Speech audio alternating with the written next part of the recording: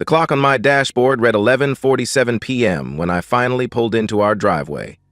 Another 16-hour day at the consulting firm, another client crisis that somehow became my emergency. I sat in the car for a moment, letting the engine tick as it cooled, watching the warm glow spilling from our dining room windows. Sarah's monthly girls' night was still going strong. I grabbed my laptop bag and trudged toward the back door, fishing for my keys. The plan was simple: grab a beer from the kitchen, maybe say a quick hello to the ladies, then disappear upstairs to collapse. Sarah always got a little louder with her wine, and her friends matched her energy drink for drink. The back door opened silently. I'd oiled those hinges last weekend. I stepped into the kitchen, setting my bag down carefully on the counter. The refrigerator hummed, ice clinked in glasses, and then I heard my name. Honestly, Tom is just so predictable. He has no idea. I froze with my hand on the refrigerator handle. Sarah's voice carried clearly from the dining room, that familiar laugh threading through her words. Last Tuesday I told him I was working late on the Henderson account, and he actually said, "Drive safe, honey," when I left to meet David at the hotel. Another laugh, sharper this time. It's almost too easy. The blood drained from my face. I stood perfectly still, trying to process what I'd just heard. David. The name hit me like a physical blow.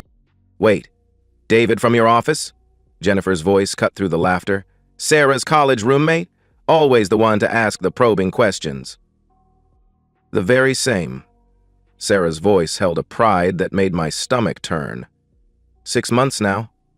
He's everything Tom isn't. Spontaneous, exciting, dangerous. When he texts me, I actually feel something, you know? Not like when Tom kisses me goodnight while I'm reading work emails from David on my phone. The women erupted in laughter.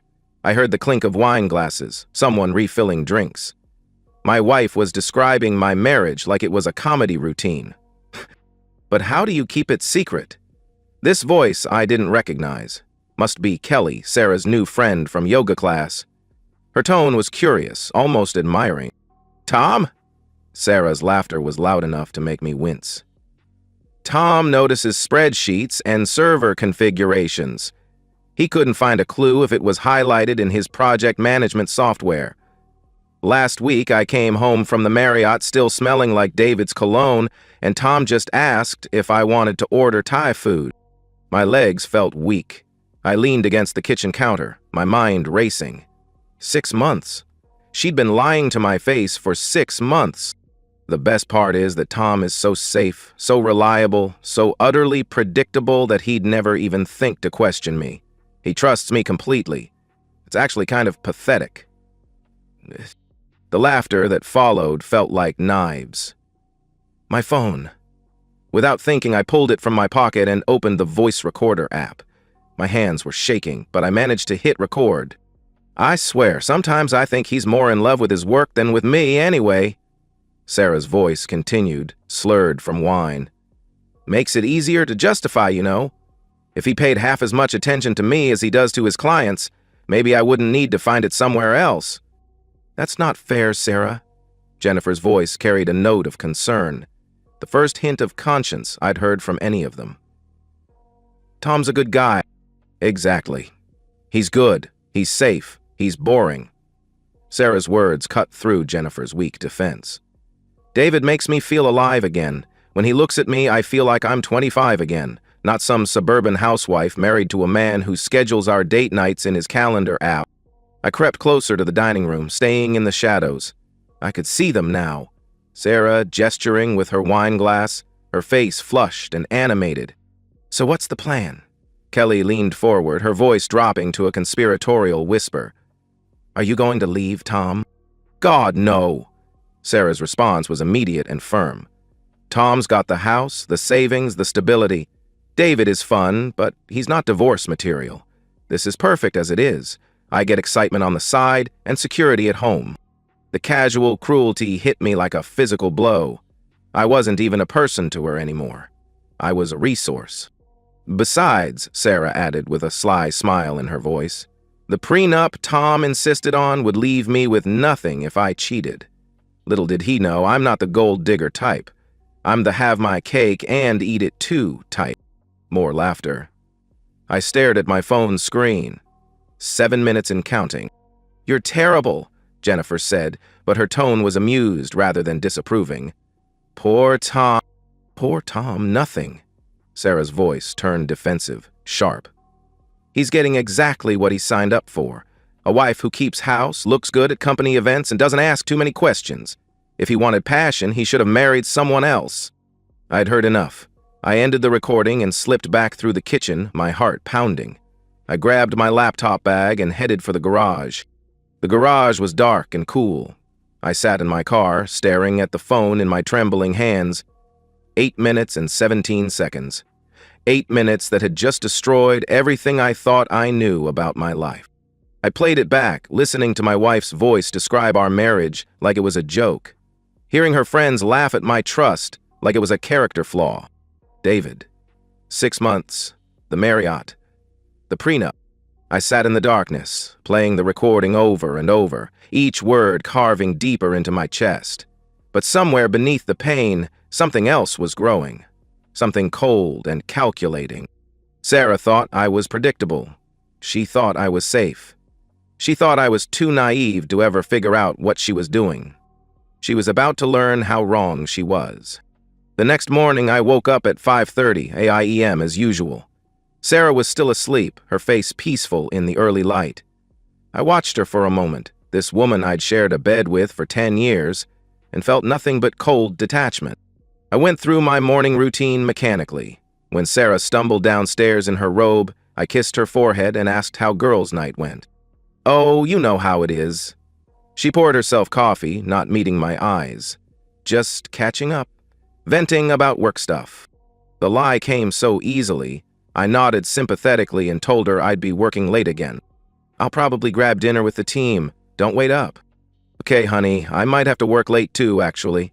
She sipped her coffee, still not looking at me. "The Henderson account is heating up again." I almost laughed. Instead, I kissed her goodbye and headed to the office, my mind already working through what I needed to do. The first step was confirming what I'd heard. I had access to our family phone plan through my work account. It took me less than 10 minutes to pull up 6 months of call and text logs. The pattern was obvious once I knew what to look for. Starting in January, Sarah's phone showed regular communication with a number I didn't recognize. I cross-referenced it with our company directory. David Chen, Regional Manager, Sales Division. Next, I checked our shared location app. Sarah's phone showed a troubling pattern. Every Tuesday for the past month, her location pinged at the downtown Marriott during work hours.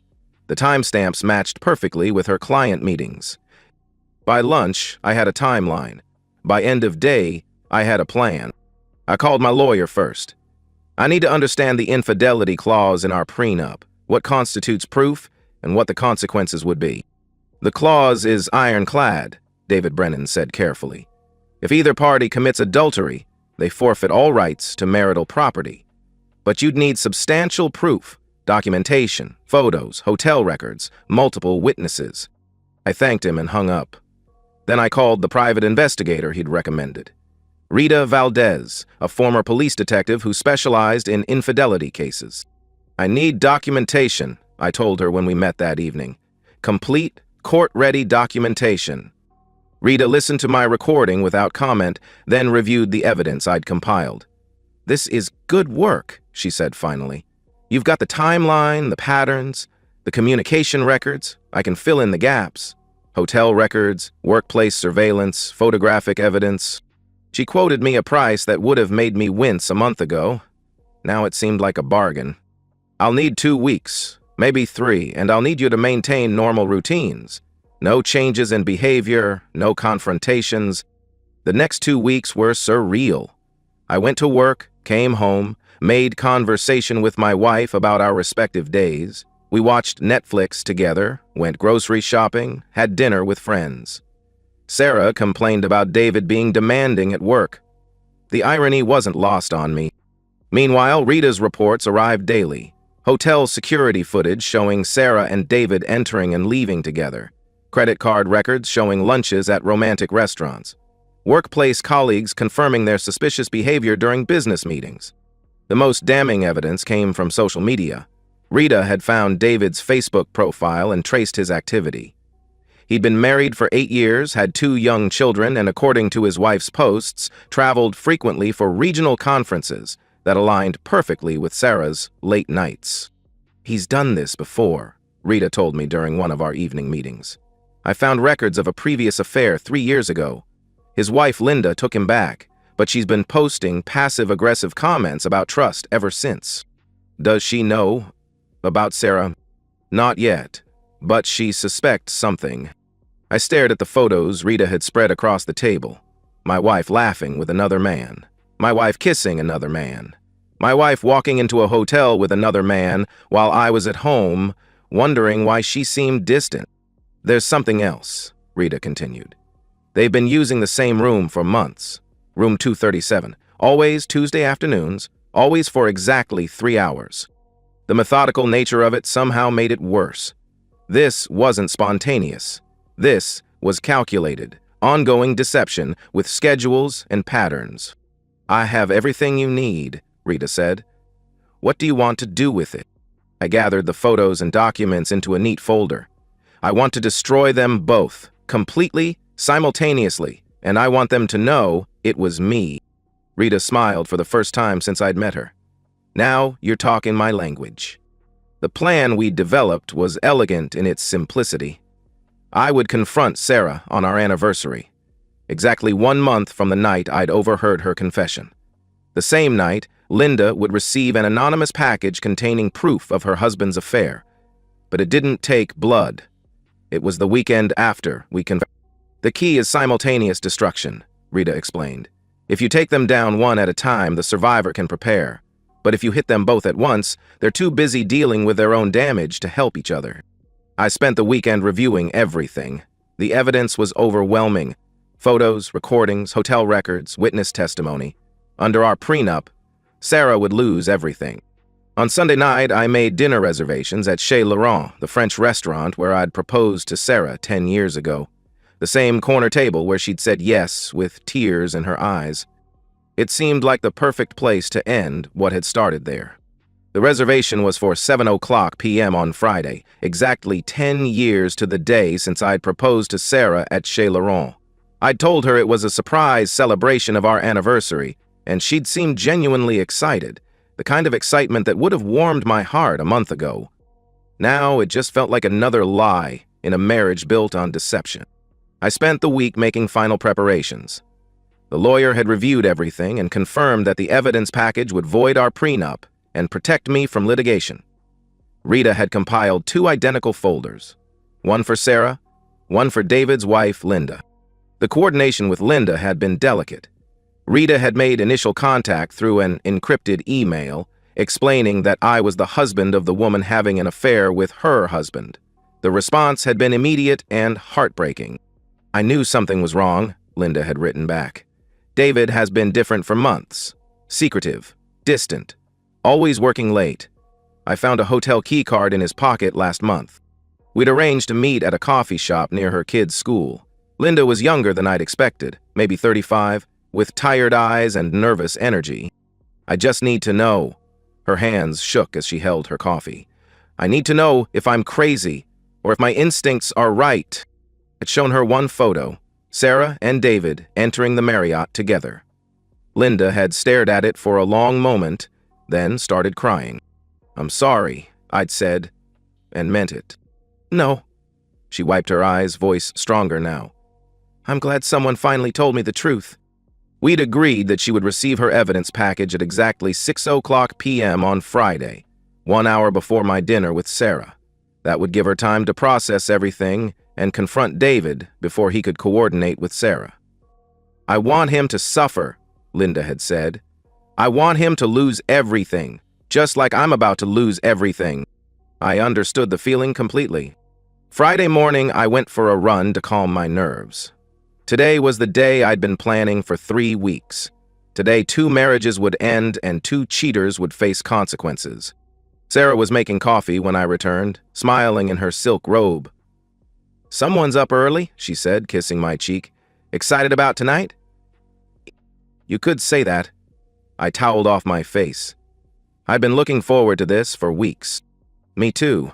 It's been too long since we had a proper date night. She paused, studying my face. You seem different lately. More focused. I felt a chill of panic. Had I been too obvious? Just work stuff, I said casually. The Peterson account is finally wrapping up. She accepted the explanation with a nod. Tonight should be fun, just the two of us. No distractions. No distractions. The irony would have been funny if it weren't so painful. At 3:00 p.m., I sent the final text to Rita. Green light for tonight. Proceed as planned. Her response was immediate. Package delivered to Linda at 6:00 p.m. I'll be nearby if you need backup. At 5:30, I drove home to change. Sarah was applying makeup at her vanity, wearing a black dress I'd bought her last Christmas. Terse, chattering dicks dodged, twisted as a bull. You look beautiful, I said, and meant it despite everything. Ed, thank you. She smiled at me in the mirror, the same smile that had once made my heart race. The drive to the restaurant was quiet. Sarah held my hand and chatted about mundane things while I focused on driving. My phone buzzed once.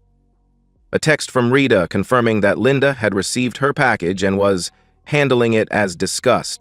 David's world was ending right now, and he had no idea. Chaise Laurent looked exactly as I remembered. The same intimate lighting, the same corner table where I'd proposed. The hostess seated us with a smile and congratulated us on our anniversary. 10 years, Sarah said, raising her wine glass. Here's to 10 more. I clinked my glass against hers. To truth. She laughed, oblivious to the weight of my words. That's an odd toast, but I'll take it. We ordered dinner and made small talk. Sarah seemed relaxed and happy, occasionally reaching across the table to touch my hand. If I didn't know better, I'd think she was genuinely enjoying our anniversary dinner. My phone buzzed, a text from an unknown number. It's Linda, confronting him now. Thank you for giving me the strength to do this. I excused myself to use the restroom and called Rita. How's it going? Perfect timing. Are you ready? I'm in the parking lot. The second package is in my car. Whenever you're ready. I returned to the table as our entrees arrived. Sarah was cutting into her salmon, describing a funny incident with a client. She looked beautiful and animated and completely unaware that her world was about to collapse. Sarah, I said, pulling the manila envelope from my jacket pocket. I have something for you. She looked up, curious. What is it? Open it. She set down her fork and opened the envelope. Her face went through confusion, recognition, and finally, horror. The first photo showed her and David entering the Marriott. The second showed them kissing in the elevator. The third showed them leaving 3 hours later, her hair disheveled. Tom, she whispered, her face going pale. I can... Keep looking, I said calmly. The rest was devastating. Hotel records, credit card statements, screenshots of text messages. But the worst part was the transcript of that first night. The recording of her laughing about how easy it was to deceive me. Sarah's hands shook as she read her own words. Around us, other diners continued their meals, unaware that a marriage was disintegrating at table 12. How did you... she started. I came home early that night, I said, cutting her off. I heard everything. She looked up at me, tears streaming. Tom, please. I can explain. No need, I said, taking a sip of wine. It's all very clear. Her phone buzzed. She glanced at it and went even paler. It's David, having the same conversation with his wife right now, I finished. Linda received an identical package an hour ago. Sarah stared at me like she'd never seen me before. You coordinated this. I did. The anniversary dinner, the same restaurant. Seemed appropriate, I interrupted. The place where we started should be the place where we end. She was crying openly now. Tom, please, I made a mistake. We can fix this. I pulled out our prenuptial agreement, the infidelity clause highlighted in yellow.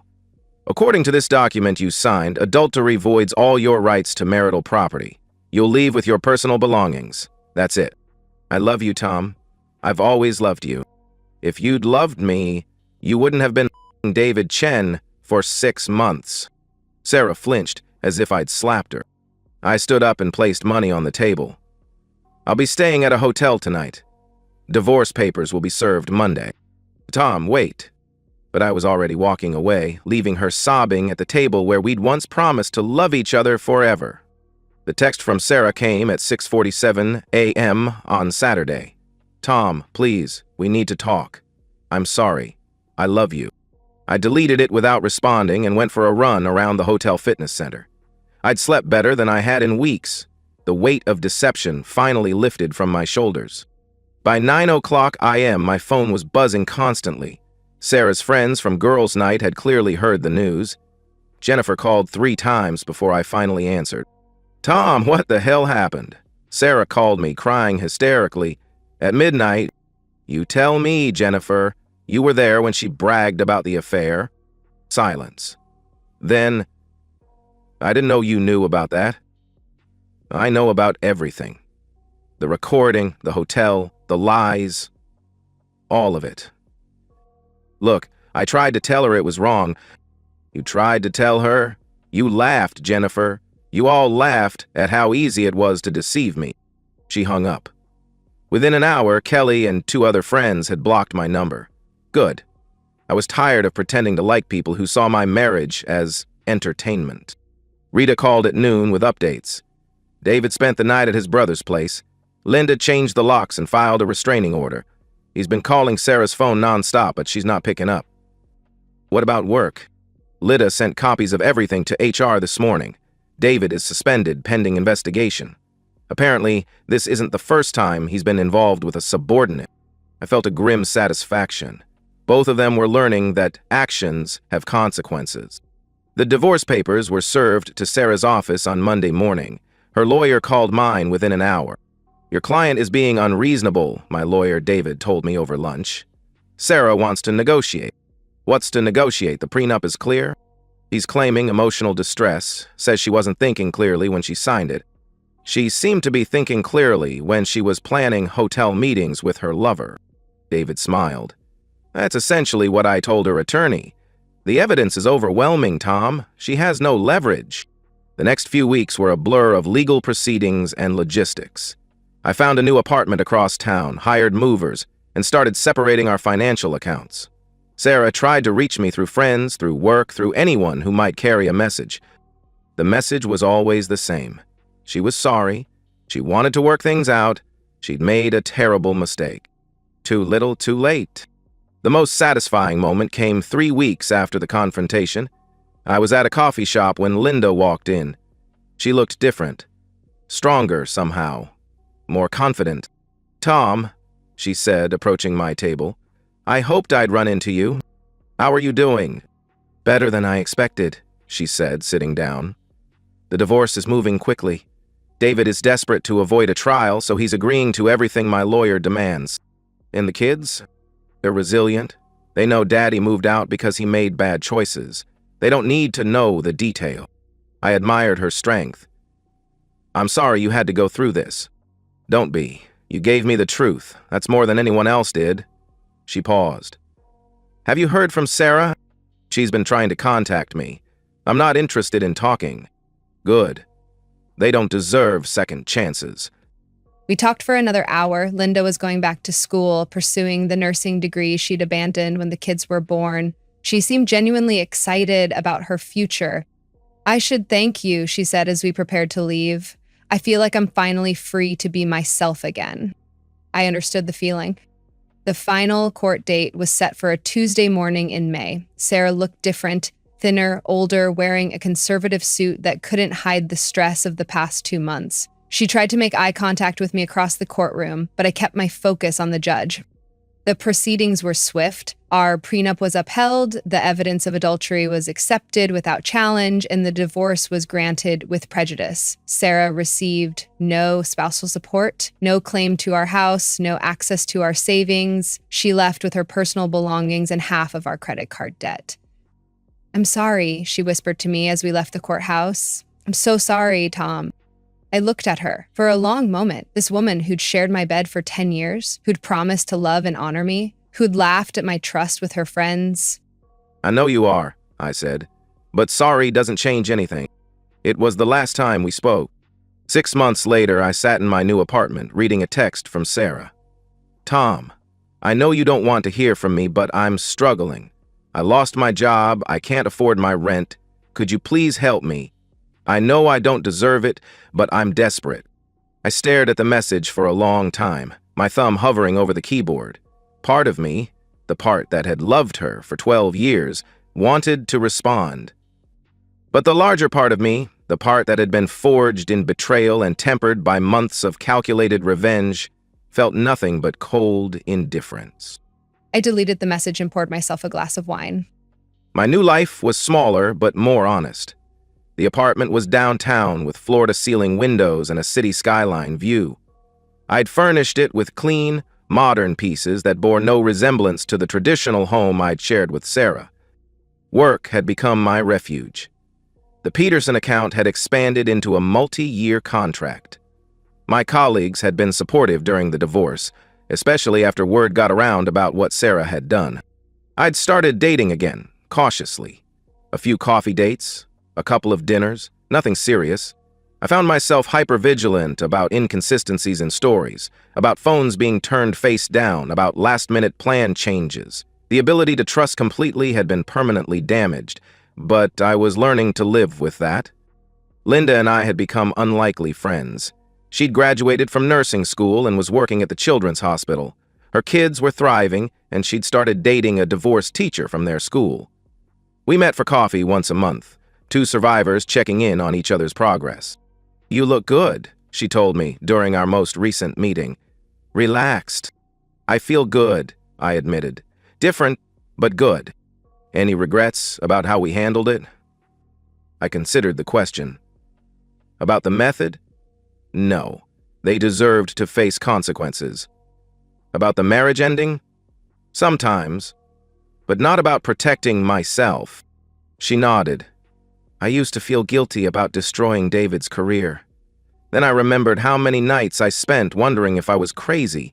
He chose to risk everything for an affair. I just made sure he lost it. David had been terminated and was working at a smaller firm for half his previous salary. Word had spread through the industry about his inappropriate conduct. He'd tried to reach out to me once, claiming Sarah had seduced him. Had ignored it. Grown men make their own choices. Sarah had fared worse. Her friends from girls' night had distanced themselves from her. She'd been fired after the divorce proceedings became public. Apparently, her affair with David had violated company policy. Last I'd heard, she was working retail and living in a studio apartment. Jennifer had mentioned that Sarah was seeing a therapist and had joined some kind of support group. "She asks about you," Jennifer had said. "She wonders if you're happy." "Tell her I'm fine," I'd replied, "and tell her to stop asking." The truth was more complicated than fine. I was free, financially secure, and professionally successful. I had good friends, interesting work, and respect from people who mattered. But I was also changed in ways that weren't entirely positive. I'd become harder, more calculating, less willing to give people the benefit of the doubt. The part of me that had been capable of complete trust and unconditional love had been surgically removed. Sometimes I wondered if that made me a lesser person. Other times I thought it made me a more honest one. The recording from that first night was still on my phone, filed away in a folder I rarely opened. I'd thought about deleting it many times, but something always stopped me. Tonight, finally, I deleted it. I was sitting on my balcony, looking out over the city lights, when my phone buzzed with another text from Sarah. "I know you won't respond, but I want you to know that I understand why you did what you did. I deserved it. I hope you find happiness. I hope you find someone who deserves your love."